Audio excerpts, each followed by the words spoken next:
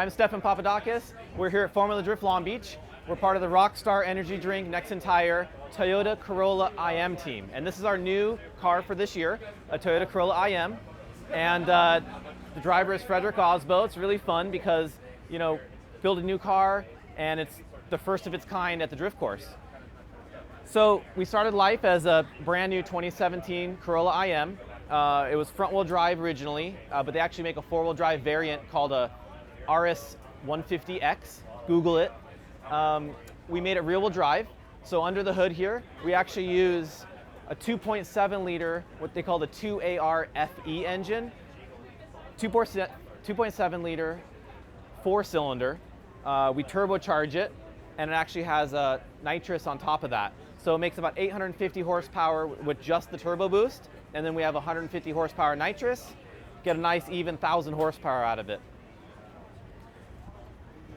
The setup in here, you know, to make it rear wheel drive, we actually turn the engine 90 degrees, so now the drivetrain is pointing out towards the rear wheels. We use a custom engine mounts, transmission, drive shaft, and we actually use a Toyota Supra rear end way back there. Here's the turbocharger and the wastegates. These pipes are where the wastegates dump. So the normal exhaust actually travels underneath the car and out the back, but any wastegate gases come out the hood, so we have a little bit more sound, it's a little bit more exciting. Air intake with our AEM filter. This is a little cooler for the power steering, because the drifting, the driver's back and forth and working the power steering so hard it'll get really hot, and this is a cooler for that. This is the intercooler for the turbocharged air. Intake manifold, we use two injectors per cylinder, so 8 injectors total. Down here, you can actually see into the custom suspension. So it's custom suspension made by RSR, and all of our custom fabricated steering. So instead of having like 35 degrees of steering, this thing has 65 degrees of steering, because you can only really drift as far as you have steering angle. So we want to be able to have a lot of angle to get judged well and have an extreme setup. The car is a lot wider than stock. That helps with stability and handling and speed for drift. And so we have a custom body kit that we designed, and then the custom Motegi wheels on the car, and Nexen tires. And if you look down low, you'll see the brake setup. So it's this crazy custom Alcon setup. Typically it's like high-end rally cars and Formula One stuff, but we wanted to bring some of that technology to drift. So it's all custom. In the back we actually use a dual caliper. So it's one caliper for the foot brake. So when you hit the foot brake, you get a front and rear brake, and those calipers pinch. And then when the driver pulls his hand brake, it's for the second set of calipers on the rear. So normally, you know, he can go and drive and be on the foot brake or the hand brake, and they don't talk to each other. It's really nice for the driver to have these separate systems. Inside the car has all of the custom safety equipment.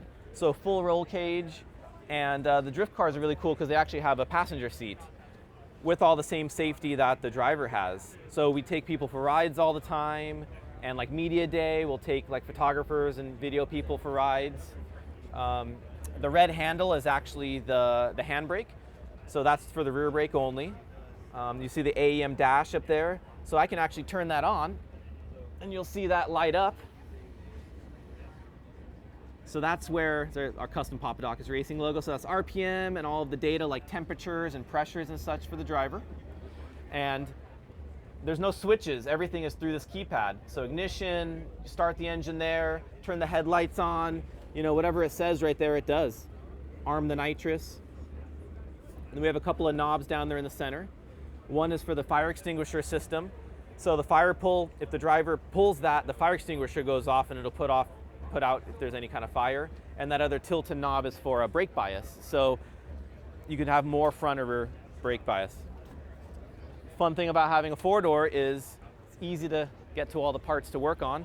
So inside this tank is actually a oil tank for the dry sump system.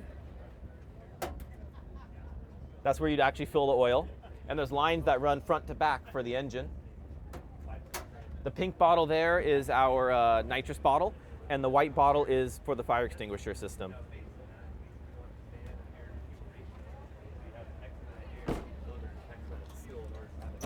And back here in the trunk,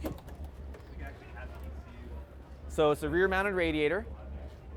Air actually comes from underneath the car, and there's like a shroud inside, so it separates from the driver. So air comes in, comes out here, stays nice and cool. This is our fuel tank, and this is like a coolant expansion tank, coolant overflow tank, and this is the breather tank for the oil system.